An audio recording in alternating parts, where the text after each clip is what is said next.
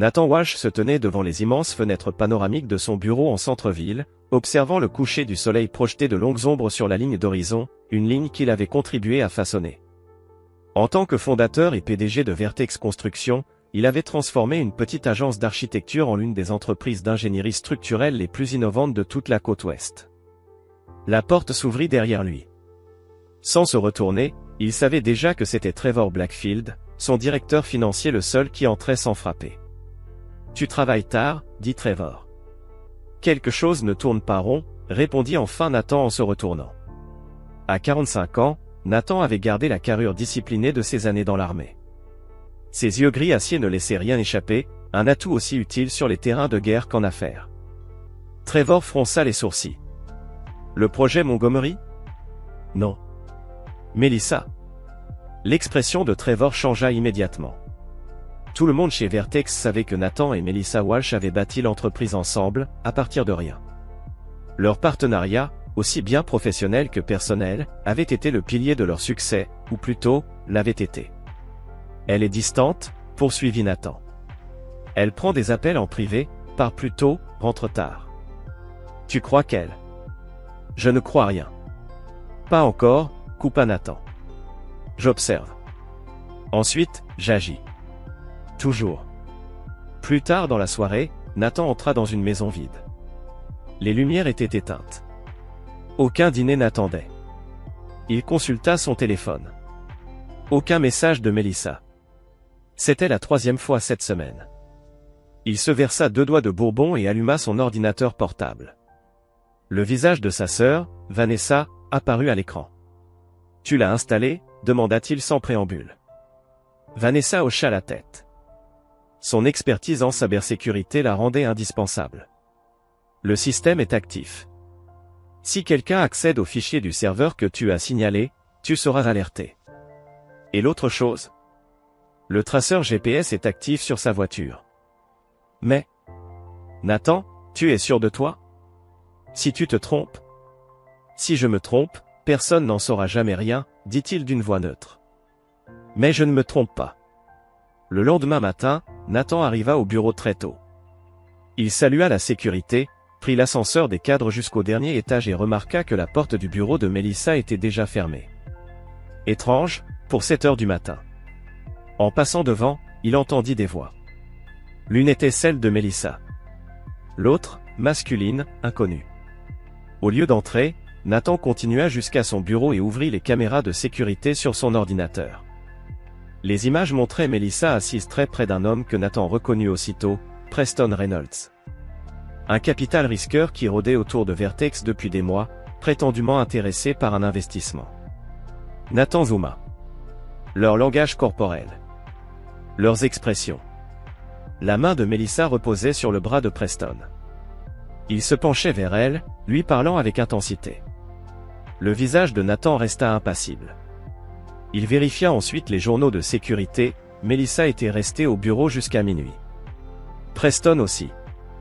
À 23h32, ils avaient accédé au fichier du serveur, précisément ceux contenant la liste des clients de Vertex et les projections financières.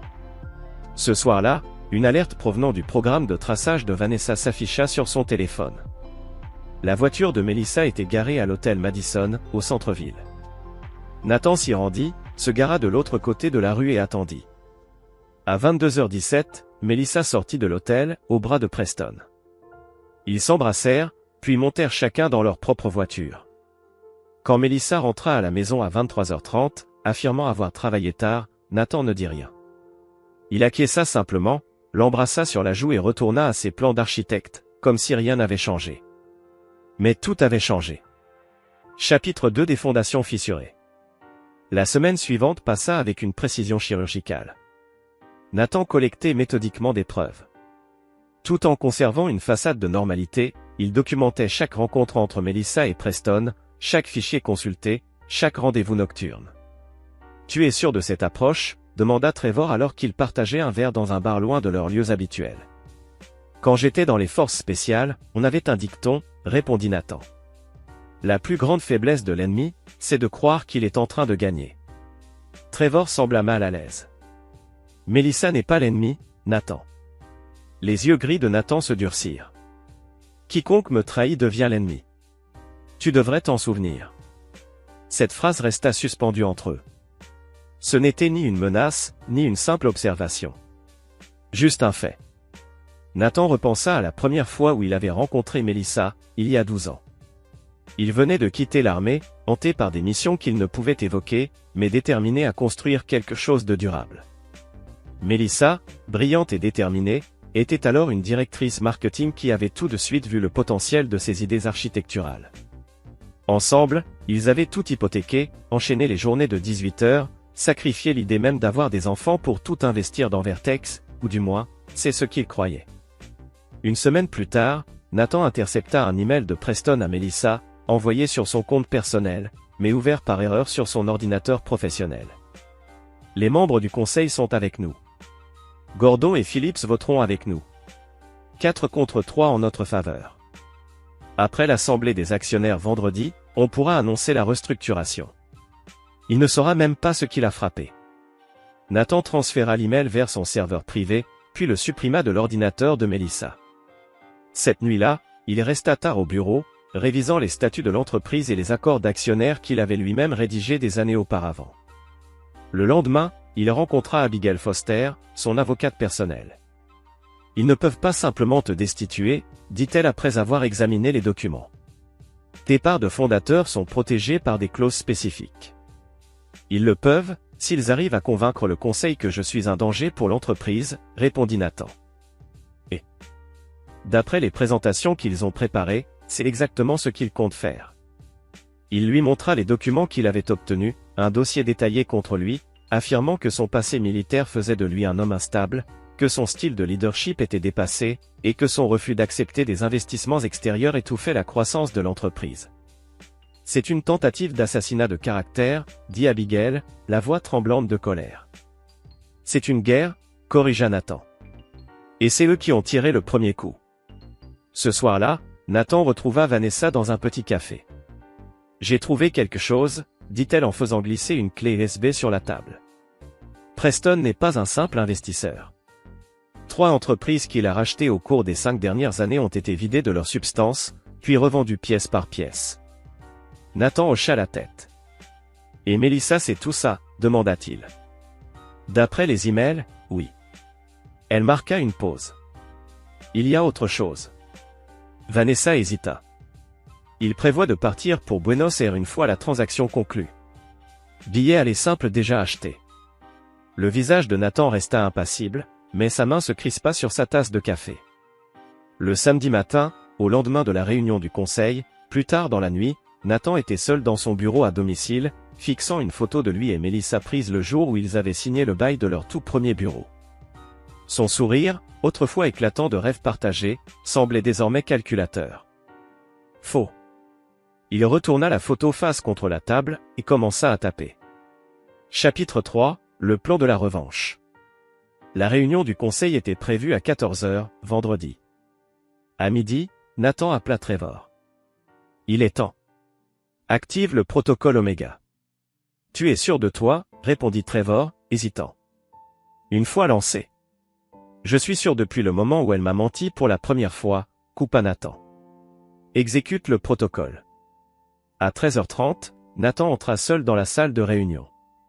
Les 7 membres du conseil étaient déjà installés. Gordon Phillips et Howard Preston étaient ses ennemis, Winters et Rodriguez restaient neutres, tandis que Davis et Thompson lui étaient encore fidèles. Mélissa et Preston étaient assis côte à côte, sans même essayer de cacher leur alliance. Mélissa parut surprise de voir Nathan. « Nathan, dit-elle. »« Nous ne t'attendions pas, » ajouta Preston avec un sourire parfaitement calculé. « Ce n'est qu'une simple revue financière. »« Vraiment, » répondit Nathan, calme, en prenant place. « Alors pourquoi avoir préparé ceci ?» Il fit glisser des copies de leur présentation sur la table. « Comment sais-tu que tu couches avec Preston, que vous avez prévu de voter pour m'évincer aujourd'hui, et que vous avez déjà réservé des billets aller simple pour l'Argentine ?» Sa voix restait étrangement calme. « Je sais tout, Mélissa. Je l'ai toujours su. » Preston se reprit rapidement. « C'est totalement déplacé, Nathan. Ta paranoïa est précisément la raison pour laquelle cette entreprise a besoin d'un nouveau leadership. » Point de vue intéressant, répondit Nathan. Avant de voter, j'aimerais vous distribuer quelques documents. Il remit à chaque membre du conseil un dossier. Les visages passèrent de la confusion au choc. Qu'est-ce que c'est? Demanda Gordon. La preuve de chaque tentative de sabotage de la part de Preston et Melissa, des projections financières démontrant que la restructuration proposée par Preston détruirait Vertex en moins de 18 mois, et des copies de mai détaillant la division des actifs. Phillips leva les yeux de son dossier. C'est vrai, Melissa? Avant qu'elle ne puisse répondre, Nathan reprit. Mais le plus important, la confirmation que la propriété intellectuelle qui donne sa valeur à Vertex, les procédés d'ingénierie brevetés que j'ai développés n'appartiennent pas du tout à la société Vertex. Preston releva brusquement la tête. De quoi parles-tu? La société détient tous les brevets et procédés. Nathan sourit pour la première fois. Non. Ils m'appartiennent personnellement. Vertex détient uniquement un contrat de licence exclusif, qui devient nul en cas de prise de contrôle hostile. Consultez la section 12, paragraphe 4 du contrat. Vous ne l'avez manifestement pas lu assez attentivement. Un silence de mort tomba dans la salle. Les membres du conseil se mirent à feuilleter frénétiquement les documents. La réunion est levée, dit Nathan en se levant. Je vous suggère d'étudier attentivement ces documents avant notre reconvocation lundi. Alors qu'il sortait, son téléphone vibra. Un message d'Abigail. Injonction accordée. Leurs comptes sont gelés en attente d'enquête. À 3 heures du matin, le téléphone de Nathan sonna. La voix de Melissa était hystérique, pleine de panique et de colère. C'est fini. La société n'est plus tienne. La sécurité te mettra à la porte demain matin. Nathan regarda sa montre. Parfaitement dans les temps, dit-il calmement, puis raccrocha. Il transféra immédiatement un email à son avocat, la preuve irréfutable que Melissa et Preston avaient tenté d'accéder aux actifs de l'entreprise et de les transférer sur des comptes offshore. Au lever du jour, le téléphone de Melissa explosait de messages. Nathan pouvait l'entendre depuis la pièce d'à accent grave côté, sa voix montant dans les aigus. Qu'est-ce que tu veux dire par « il possède les brevets » ? C'est impossible. Puis, plus désespéré encore. Quelle injonction ? Il n'a pas le droit de faire ça. Et enfin, la voix de son avocat, suffisamment forte pour que Nathan l'entende sans haut-parleur. Vous n'avez aucun droit légal contre lui. Nathan, calmement, faisait sa valise. Melissa fit irruption dans la chambre, les larmes et la rage déformant son visage. Qu'est-ce que tu as fait ? Hurla-t-elle. Nathan ferma sa valise d'un geste sec. J'ai protégé ce qui m'appartient. Tu aurais dû y penser avant d'essayer de le voler. Nathan, s'il te plaît, tu ne comprends pas. C'est Preston qui m'a convaincu. Épargne-moi ça, coupa Nathan. Tes affaires seront emballées et envoyées. Cette maison, tout comme l'entreprise, m'appartient. Tu as 1 heure pour partir avant que la sécurité n'arrive. Alors qu'il franchissait la porte, Melissa cria derrière lui. Tu ne peux pas juste jeter 12 années comme ça. On peut réparer ça. Nathan s'arrêta, sans se retourner. Il y a 12 ans, je t'ai confié tout ce que j'avais. Considère ceci comme le retour sur ton investissement. Chapitre 4, explosion contrôlée. Preston faisait les 100 pas dans son pantouse, le téléphone plaqué contre l'oreille. Comment ça, les actifs sont gelés? Comment il peut faire ça? Melissa, assise sur le canapé en cuir, restait sous le choc. Il savait. D'une manière ou d'une autre, il savait tout. C'est impossible, aboya Preston. On a été prudent. La sonnette retentit. Preston ouvrit la porte. 2 hommes en costume se tenaient devant lui. Monsieur Reynolds? Je suis l'agent Dawson, voici l'agent Kasparian. FBI. Nous avons quelques questions concernant certaines transactions financières effectuées au cours des 48 dernières heures. De l'autre côté de la ville, Nathan était assis dans le bureau d'Abigail, écoutant calmement son rapport. Le juge a accordé l'injonction d'urgence, sur la base des preuves de tentative de transfert d'actifs. Tous les comptes de la société sont désormais gelés. Et Melissa et Preston ont tous les deux été temporairement interdits d'accès aux locaux et au système de l'entreprise. Et le conseil d'administration, demanda Nathan, visiblement perturbé. 3 membres ont déjà retiré leur vote, affirmant avoir été trompés. Nathan hocha la tête. Et le projet Keystone?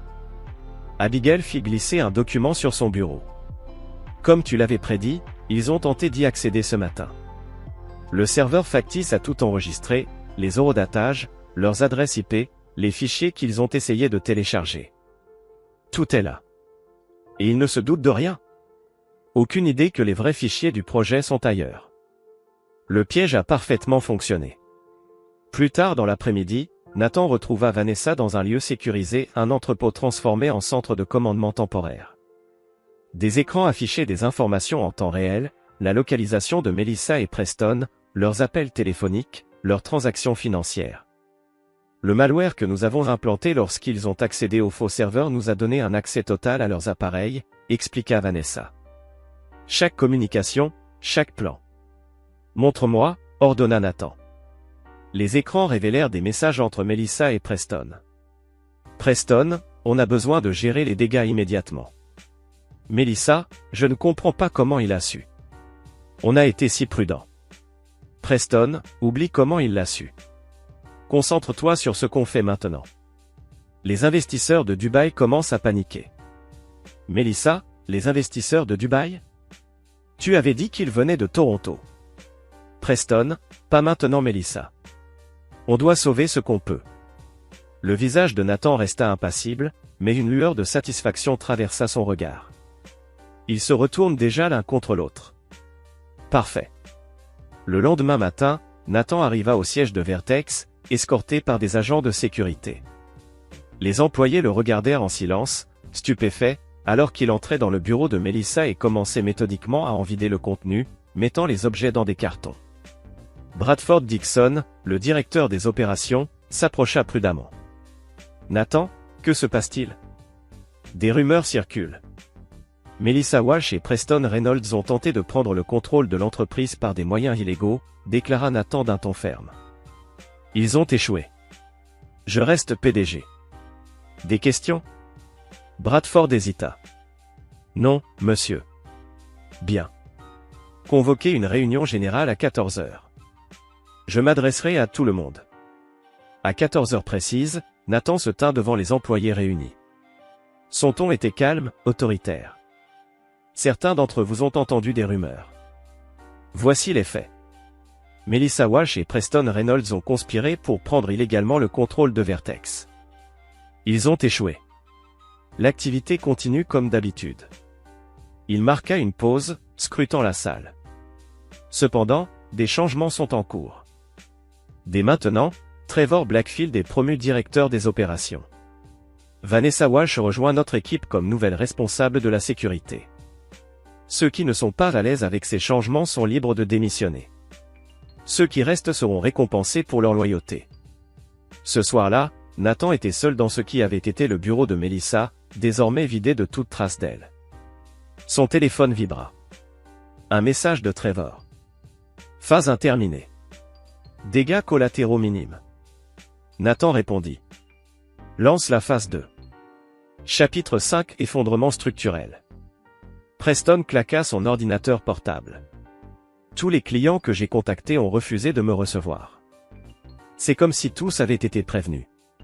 Melissa faisait les 100 pas dans la chambre d'hôtel qui était devenue leur refuge temporaire. Mes cartes sont toutes au plafond et la banque refuse d'augmenter ma ligne de crédit. Nathan est derrière tout ça, j'en suis sûr. Tu ne sais rien, répliqua Preston sèchement. Tu m'as dit qu'il était dans sa bulle, concentré uniquement sur ses projets. Qu'il ne s'occupait jamais de la partie business. Il ne le faisait pas. Enfin, je le croyais. Le téléphone de Melissa sonna. Sa sœur, Brittany.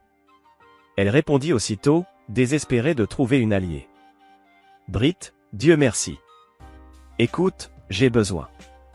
Mais la voix de Brittany était glaciale. Je viens de recevoir la visite d'agents fédéraux, Melissa. Ils m'ont montré des emails où tu parles d'utiliser mon nom et mon numéro de sécurité sociale pour ouvrir des comptes offshore. Dis-moi que ce n'est pas vrai? Britt, je peux t'expliquer. Nathan m'a déjà tout expliqué. Il m'a tout montré. Comment as-tu pu faire ça?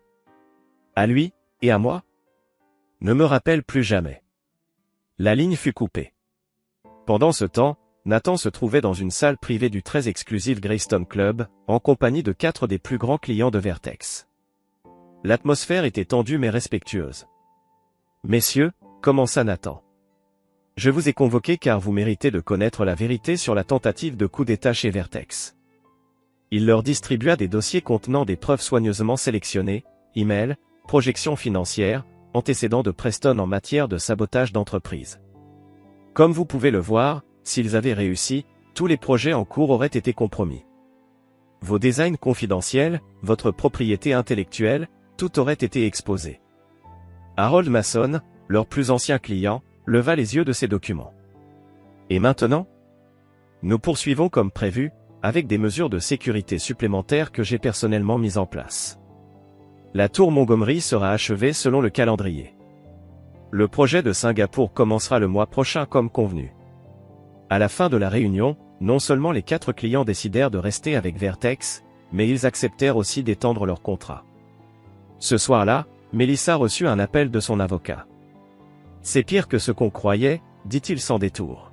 « Nathan a déposé une plainte RICO contre toi et Preston. » « Et les preuves ?» Il marqua une pause.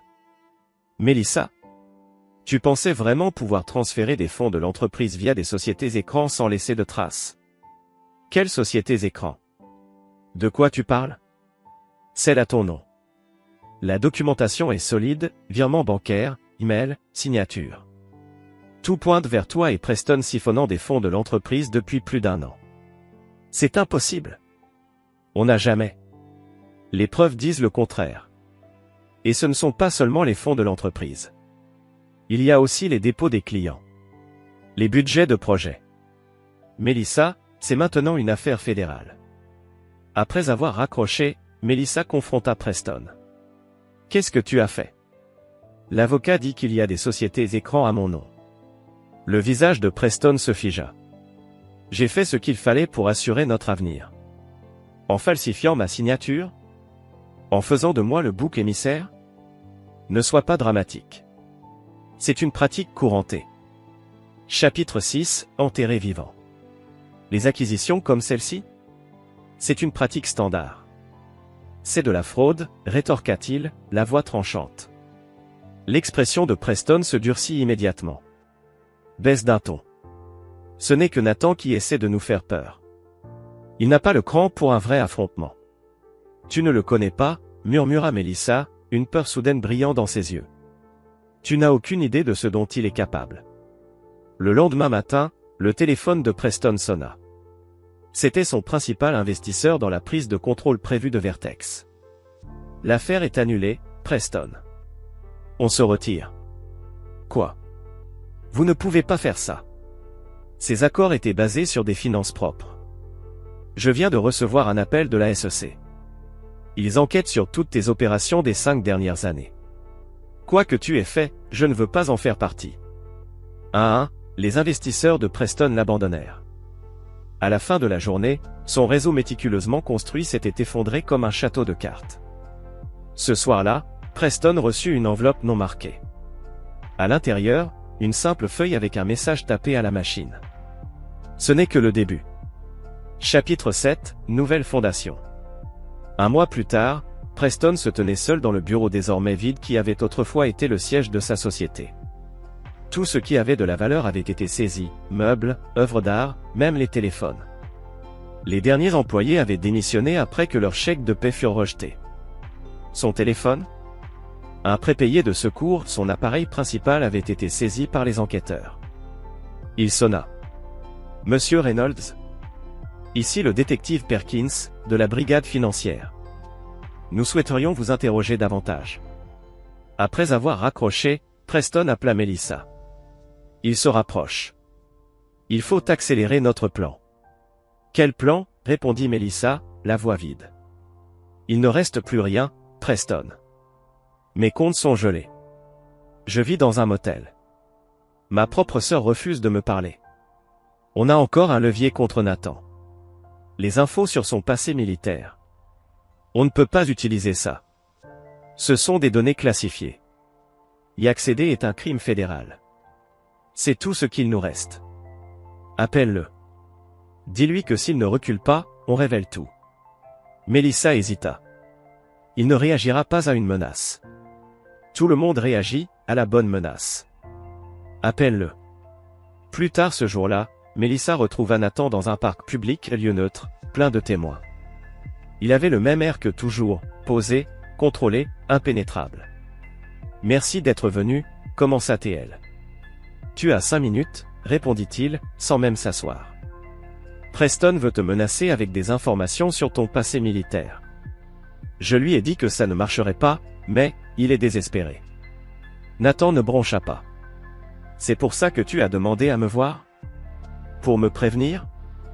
En partie. Et aussi pour te demander, est-ce que ce n'est pas suffisant, Nathan ? Tu nous as tout pris. L'entreprise. Notre maison. Ma réputation. Tu veux quoi de plus ? La justice, répondit simplement Nathan. Toi et Preston, vous paierez pour chacun de vos actes. J'ai fait une erreur. Les gens font des erreurs. Une erreur, c'est oublier un anniversaire. Ce que tu as fait, c'est une trahison planifiée pendant des mois. C'est différent. Les yeux de Mélissa se remplirent de larmes. Je t'aime encore, Nathan, malgré tout. Pour la première fois, une émotion traversa le visage de Nathan. Un froid dégoût. Non. Tu n'aimes pas moi. Tu aimais ce que je t'apportais, statut, richesse, sécurité. Mais tu ne m'as jamais aimé. Si ça avait été le cas, rien de tout ça ne serait arrivé. Alors qu'il tournait les talons, Mélissa lui attrapa le bras. S'il te plaît, Nathan. Je ferai n'importe quoi. Dis-moi ce que tu veux. Nathan regarda sa main jusqu'à ce qu'elle la retire lentement. Ce que je veux, ce n'est pas quelque chose que tu peux donner.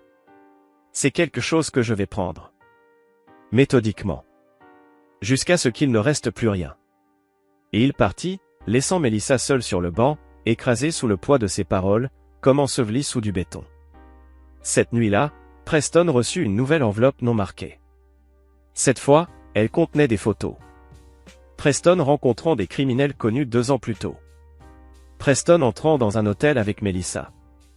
Preston accédant à des fichiers restreints sur les serveurs de Vertex. Une note était jointe. Copies envoyées au FBI demain, sauf si tu es dans le vol de 6 heures vers Buenos Aires. Le lendemain matin, quand Mélissa arriva à l'appartement de Preston, elle le trouva vide. Juste un mot griffonné à la hâte.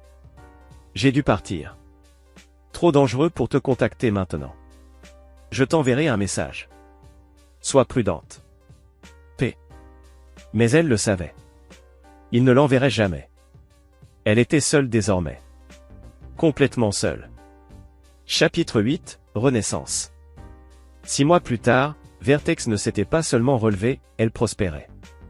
Les contrats affluaient. La valeur des actions avait doublé.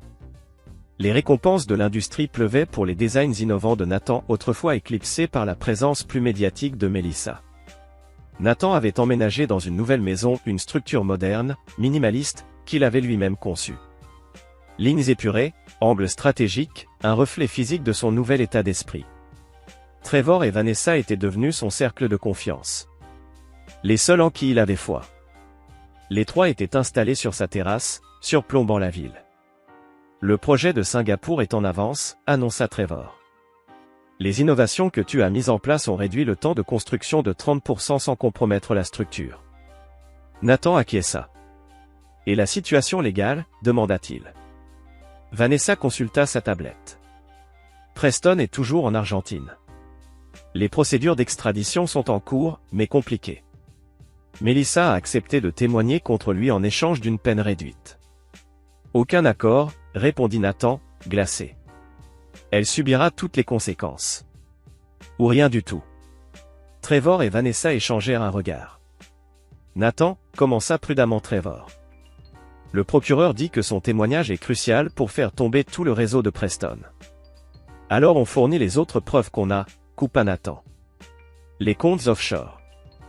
Les menaces contre les anciens employés. Tout. Mais cela révélerait certaines méthodes, pas très légales, fit remarquer Vanessa. Alors trouvez une autre façon, ordonna Nathan. Mais Mélissa n'aura pas de clémence. Pas de moi. Pas de personne. Plus tard dans la soirée, alors qu'il examinait des plans, une alerte retentit sur son système de sécurité. Une silhouette. Jeune. Début de vingtaine. C'était Andrew, le fils de Melissa, issu de son premier mariage. Un étudiant universitaire, qui avait vécu chez eux durant les étés. Chapitre 7, les vacances et les révélations. Nathan hésita un instant, puis déverrouilla le portail, laissant Andrew entrer. Ce dernier se tenait maladroitement dans le salon, observant les lieux avec une certaine gêne. « Bel endroit », finit-il par dire. « Qu'est-ce que tu veux, Andrew » demanda Nathan, le regard perçant. « J'ai besoin de comprendre ce qui s'est passé. Maman refuse d'en parler, elle ne fait que pleurer. Elle m'a trahi. Elle a trahi tout ce que nous avions construit ensemble. Il n'y a rien d'autre à comprendre. » Le visage d'Andrew se durcit. Elle a fait une erreur. Tout le monde en fait.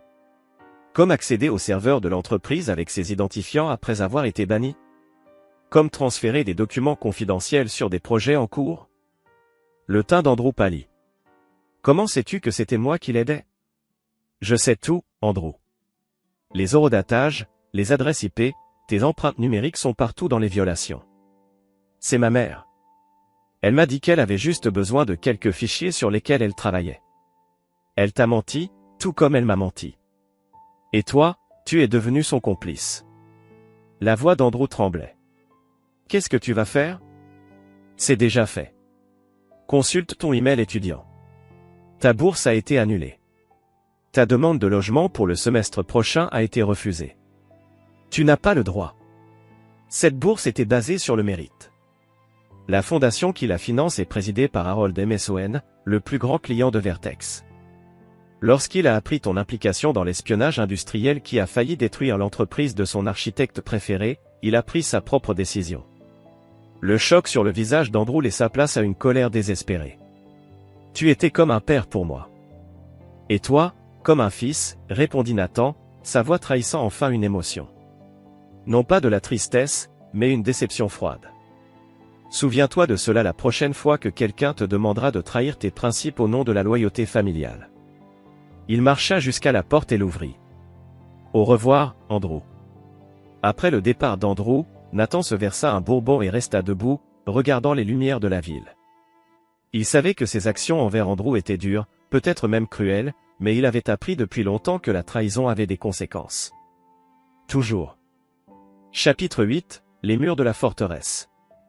Un an après la tentative de prise de contrôle, Nathan se tenait sur la scène des International Architecture and Engineering Awards, acceptant le prix d'innovation en design structurel pour la Singapore Tower, un projet qui avait failli être saboté par le plan de Melissa et Preston.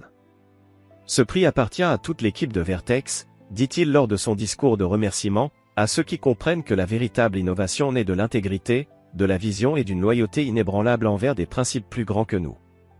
Le message sous-entendu ne passa pas inaperçu pour les initiés du secteur, qui avaient suivi la chute dramatique de Preston et les ennuis juridiques continus de Melissa. Après la cérémonie, Nathan fut approché par Sophia Davis, une architecte brillante dont il admirait le travail depuis longtemps. « Félicitations, dit-elle. La Singapore Tower est révolutionnaire. Merci. Ton Alpine Center aurait dû gagner l'an dernier. La politique? Toujours la politique.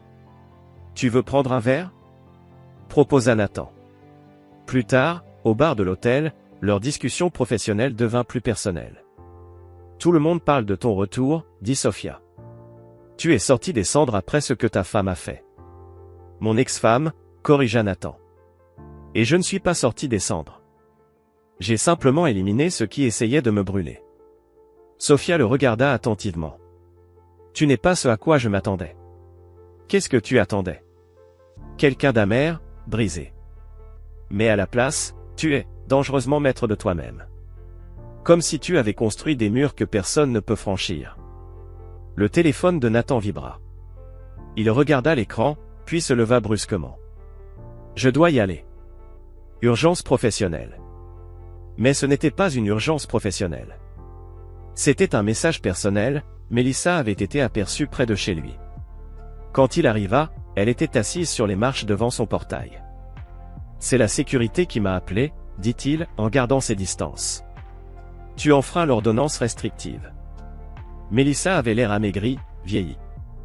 La femme d'affaires confiante avait laissé place à une ombre hantée. Je quitte le pays, dit-elle.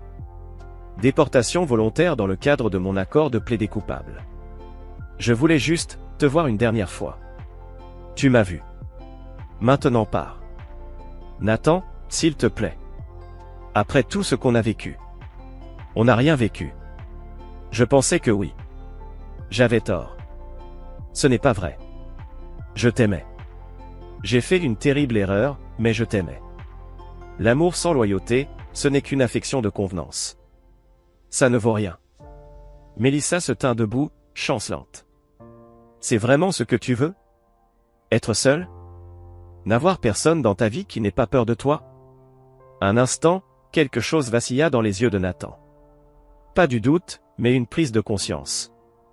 La conscience de ce qu'il était devenu dans sa quête de justice. Ce que je veux n'a pas d'importance, dit-il enfin. C'est ce dont j'ai besoin. Adieu, Mélissa. Il tourna les talons, passa le portail, sans se retourner, même lorsqu'elle l'appela une dernière fois. Le lendemain matin, Nathan reçut un colis. À l'intérieur, une lettre manuscrite de Mélissa et un petit écrin en velours contenant son alliance. Il ne lut pas la lettre. Il la brûla, regardant les pages se tordre, noircir, jusqu'à ce qu'il ne reste que des cendres. La bague, il la rangea dans un petit coffre avec d'autres souvenirs de leçons chèrement apprises, la montre de son père arrêtée à l'instant de sa mort, une balle qui avait failli le tuer en Afghanistan, et maintenant, une bague, symbole d'un engagement aussi faux que de l'or des fous. Plus tard dans la journée, Nathan rencontra son équipe de direction pour discuter du plan d'expansion de Vertex sur 5 ans. Personne ne mentionna la déportation de Mélissa, bien que tout le monde ait vu les nouvelles. Après la réunion, Trevor resta un moment. J'ai entendu dire que Sophia Davis envisageait d'accepter notre offre pour le projet de Dubaï. Elle a des conditions, répondit Nathan. Principalement le contrôle créatif. Et tu es d'accord? Si sa vision est alignée avec nos standards, oui. Trevor hésita. Elle s'interroge aussi, sur toi. Personnellement. Le visage de Nathan se referma comme un coffre-fort. Ma vie personnelle est séparée des affaires. Vraiment? Demanda Trevor. Ça fait 1 an maintenant. À un moment donné. À un moment donné, rien, coupa Nathan. L'entreprise se porte bien. C'est tout ce qui compte. Trevor soupira. Ce n'est pas tout ce qui compte, et tu le sais. Tu as reconstruit la société, plus forte que jamais. Mais toi, tu deviens une forteresse sans porte. Nathan regarda par la fenêtre, vers les gratte-ciel de la ville. Les forteresses survivent, Trevor. C'est leur but. Chapitre 9, l'architecte solitaire. 2 ans après la tentative de prise de contrôle, Vertex avait conquis le monde. Les designs de Nathan étaient salués partout pour leur innovation et leur durabilité. La société que Mélissa et Preston avaient tenté de voler valait maintenant 10 fois plus. Sa valeur reposait sur la vision de Nathan et la loyauté de ceux qui l'avaient soutenu. Un jour rare de congé, Nathan était assis dans son bureau à domicile, examinant du courrier personnel, principalement des invitations à donner des conférences dans des universités. Et les conférences, il les avait toutes systématiquement refusées. Rien ne l'intéressait dans cette mascarade publique. Puis soudain, une alerte d'actualité clignota sur son écran. Le titre était glaçant. L'ancien cadre financier Preston Reynolds retrouvé mort à Buenos Aires. L'article était détaillé. Il expliquait comment Preston, confronté à une extradition imminente, à la perte totale de sa fortune, et à une réputation réduite en cendres, aurait apparemment choisi de mettre fin à ses jours plutôt que de faire face à la justice. Nathan ferma l'alerte sans la moindre émotion. Aucune réaction. Pas un battement de cœur de plus. La mort de Preston ne signifiait rien pour lui. Ni satisfaction, ni vengeance, ni même un sentiment de soulagement. Pour Nathan, cette histoire s'était terminée il y a bien longtemps au moment précis où il avait découvert la trahison.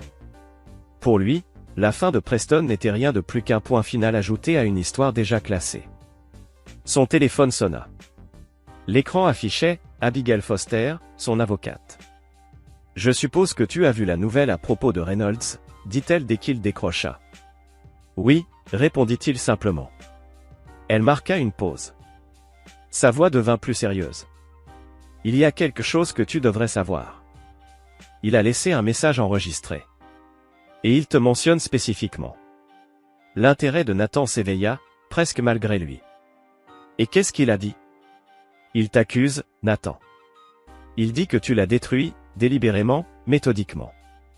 Que toute l'enquête de la SEC, les investisseurs qui se sont retirés, même ses propres associés qui l'ont abandonné, tout cela aurait été orchestré par toi depuis le début. Il y eut un silence pesant. Et, il y a des preuves pour soutenir ces accusations, demanda Nathan calmement. Aucune. C'est le délire désespéré d'un homme brisé. Mais elle hésita. Nathan, il affirme aussi que tu as accédé à des renseignements militaires classifiés pour faire chanter d'anciens collaborateurs. C'est une accusation grave. Nathan resta impassible. Sans fondement. Et tu le sais. Mais je sais aussi que ce genre de choses peut prendre une vie propre. La presse ne trouvera rien, parce qu'il n'y a rien à trouver. Preston s'est détruit tout seul, avec ses propres choix, ses propres actions.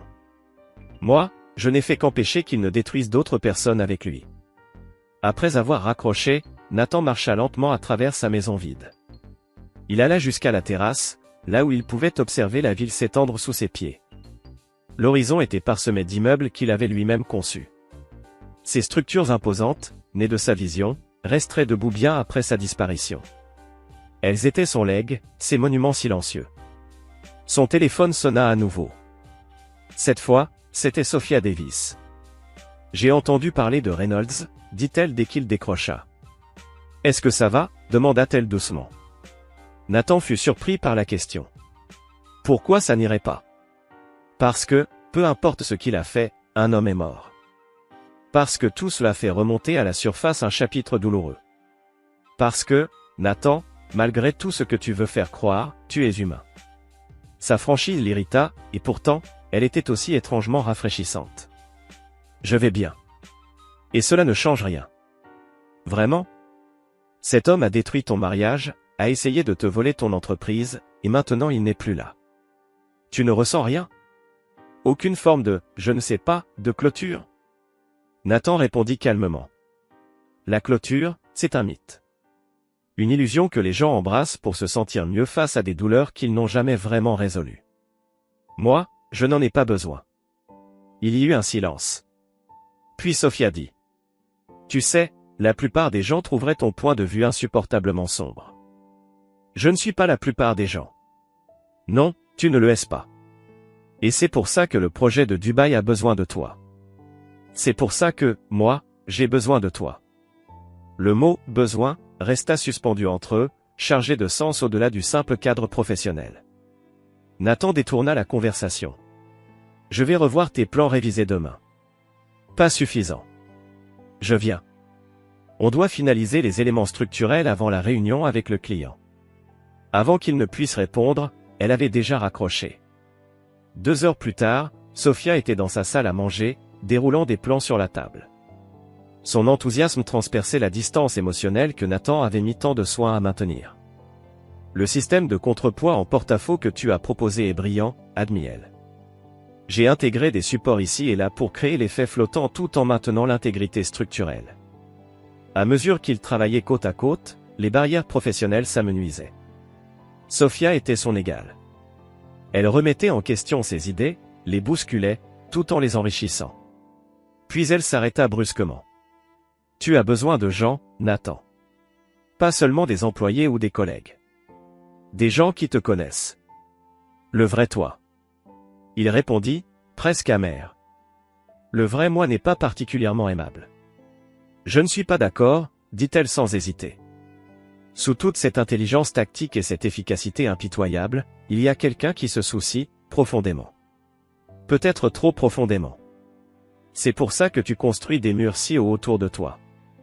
Il se sentit mis à nu, vulnérable. Tu ne me connais pas, Sophia. Je connais assez. Je sais que tu es seule. Je sais que tu t'es convaincu que c'est le prix du succès. Mais tu te trompes. Son audace le déstabilisa, et pourtant, elle l'intriguait. Plus personne ne lui parlait ainsi. Même pas Trevor ou Vanessa, qui avaient appris à respecter ses limites. Avant qu'il ne puisse répondre, une alerte de son système de sécurité interrompit le moment. Une silhouette apparut sur l'écran, Andrew, debout devant le portail. « Je dois m'occuper de ça, » dit Nathan, le visage refermé. Andrew avait grossi, perdu ses cheveux, vieilli prématurément. Ses yeux étaient pleins de cette détresse propre à ceux qui n'ont plus rien à perdre. « Qu'est-ce que tu veux ?» demanda Nathan à travers l'interphone. « 5 minutes. C'est tout ce que je demande. » Contre son meilleur jugement, Nathan le laissa entrer. Andrew se tint maladroitement dans le salon, exactement comme il l'avait fait 2 ans plus tôt.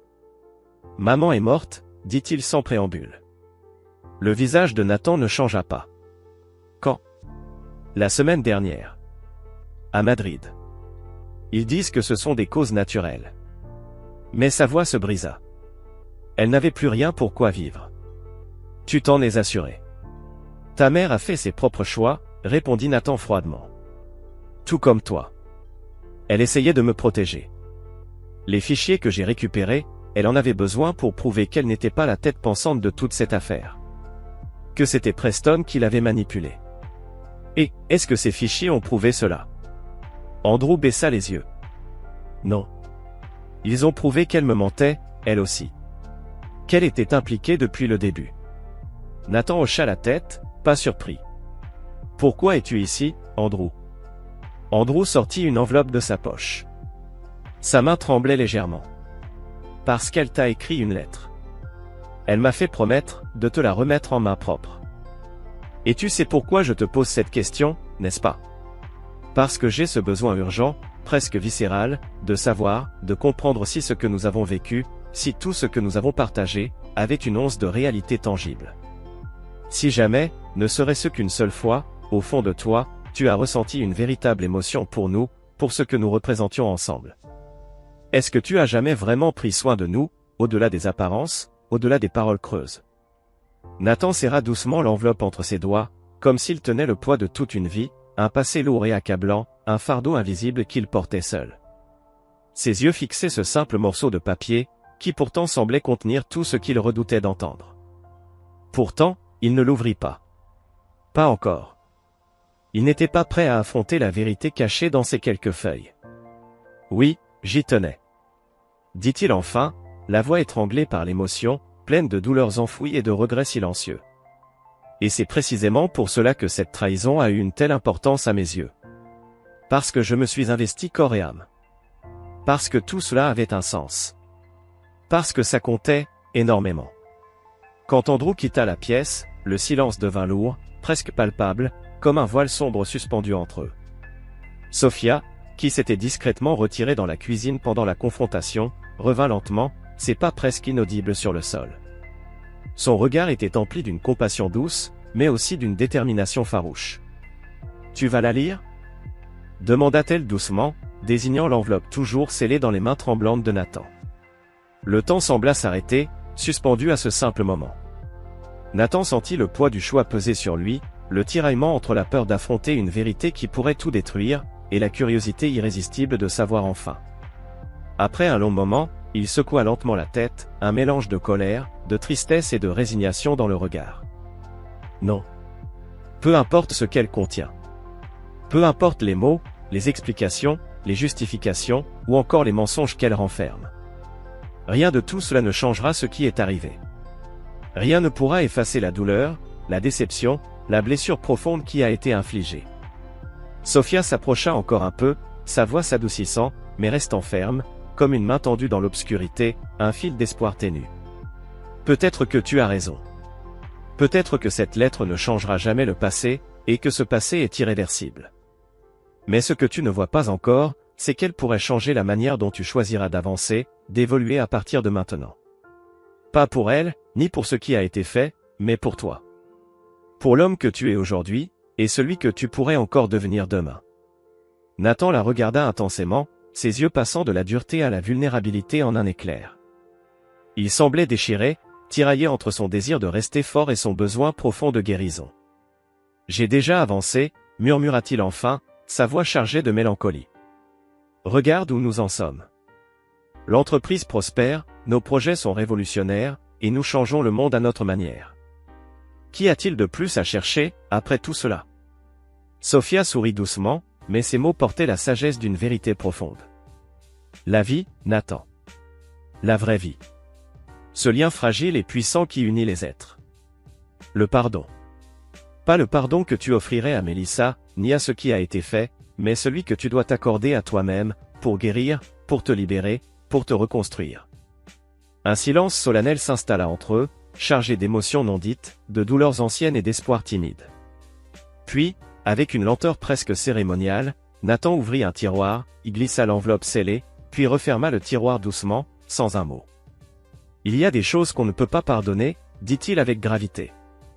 Certains ponts, une fois brûlés, ne peuvent jamais être reconstruits. Sophia ne répondit pas par une dispute, ni par des arguments. Au lieu de cela, elle posa simplement une question, simple mais lourde de sens, qui résonna comme un défi silencieux. Et nous? Sommes-nous un pont, ou bien un mur? Cette question resta suspendue dans l'air, lourde de sens, mettant en jeu tout ce que Nathan avait construit, non seulement dans son travail, mais aussi dans son cœur. Ce mur invisible, dressé pour se protéger de la douleur, de la trahison et de la peur. À cet instant précis, Nathan Walsh se retrouva face à un choix décisif. Devait-il continuer seul, enfermé dans cette forteresse qu'il avait patiemment bâtie, protégé par sa solitude et son isolement? Ou bien risquer de baisser ce pont-levis, ouvrir son cœur une fois de plus, et peut-être se réconcilier avec un passé douloureux? Il regarda Sophia, puis le tiroir où reposait la lettre jamais ouverte de Mélissa. Le passé ne pouvait être changé. La confiance, une fois brisée, ne pourrait jamais être entièrement restaurée. Mais peut-être, juste peut-être, de nouvelles fondations pouvaient être posées. Plus solides, plus honnêtes, plus humaines. Je ne sais pas encore, avoua-t-il, avec une honnêteté brute et sincère. Mais je suis prêt à le découvrir, à tenter, à me laisser surprendre. Sophia hocha la tête, comprenant parfaitement ce qu'il avait dit, et surtout ce qu'il n'avait pas osé exprimer. Ils retournèrent alors à leur plan, travaillant côte à côte, comme deux âmes en quête d'un nouvel équilibre, d'une nouvelle harmonie. La nuit tomba doucement sur la ville qu'ils avaient construite ensemble. Une skyline imposante, certes, mais encore incomplète, tout comme Nathan lui-même. Dans sa poche, Nathan serra une petite clé, celle du coffre où il gardait ses souvenirs, ses regrets, ses cicatrices invisibles. La montre de son père, la balle perdue, la bague de Mélissa, autant de reliques silencieuses d'un passé douloureux, de monuments muets aux leçons apprises à travers la douleur et le sacrifice. Peut-être qu'un jour, ces objets ne seraient plus que ça, de simples objets, dénués de tout pouvoir émotionnel. Mais pas aujourd'hui. Aujourd'hui, ils étaient des rappels vivants. Des avertissements. La confiance se construit une seule fois. La trahison, elle, laisse une marque indélébile, une cicatrice qui ne guérit jamais complètement. Et Nathan Walsh, lui, ne l'oubliera jamais. C'est ici que notre histoire s'achève, pour le moment. Mais peut-être que la vôtre ne fait que commencer. N'hésitez pas à partager vos impressions, vos émotions, vos réflexions dans la section des commentaires. Merci du fond du cœur d'avoir consacré du temps à écouter cette histoire. Si elle vous a touché, si elle vous a plu, abonnez-vous à la chaîne. Cliquez sur la vidéo qui s'affiche à l'écran, et je vous retrouverai très bientôt, pour de nouvelles aventures, de nouvelles histoires. Would say such a benign thing. I'm almost always high on stream. It's the only way she can bear it. Of course she won.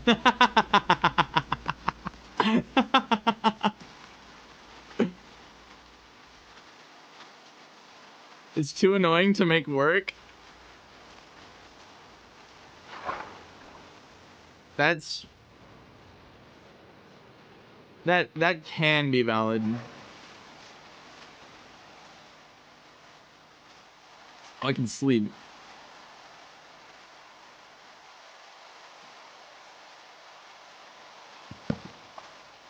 Okay. Alright, what are we doing here? We got Fractal in a bucket. That's really cute that it actually shows, it just appears as Fractal. We got Fractal with us in spirit. Okay. Oh my god, I thought that was like a zombie or something. What's up, bro? For 1 emerald, he'll give me nothing I want or need. So, Fractal in a bucket.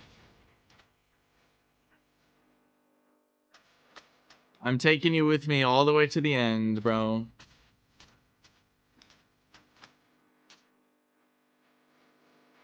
Despite all the ways you fucked me. Hello, Mr. B.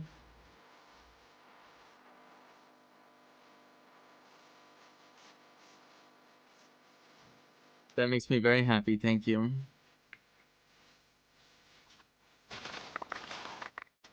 This is such a pretty area, but I'm looking for a cave because we gotta get back down into the mines.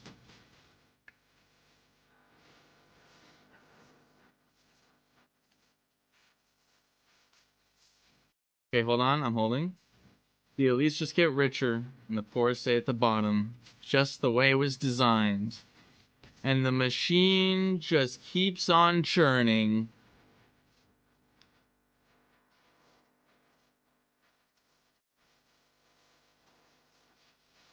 Alright, do you think we just dig, chat? We just go down and see what happens? I don't want to lose my portal.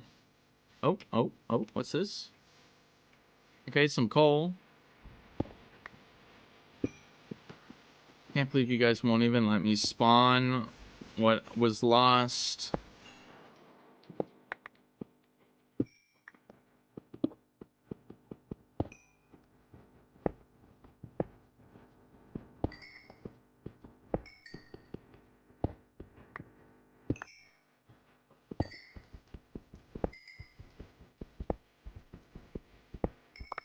Oh my goodness, thank you, Dylan, my goat.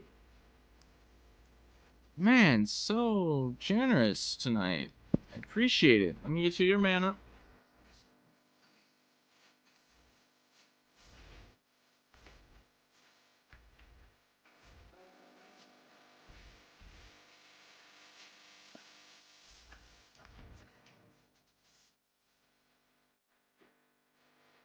I appreciate you, Fractal. You're going crazy tonight, and it means a lot. You are supporting the... And Elytra! You are supporting the stream directly.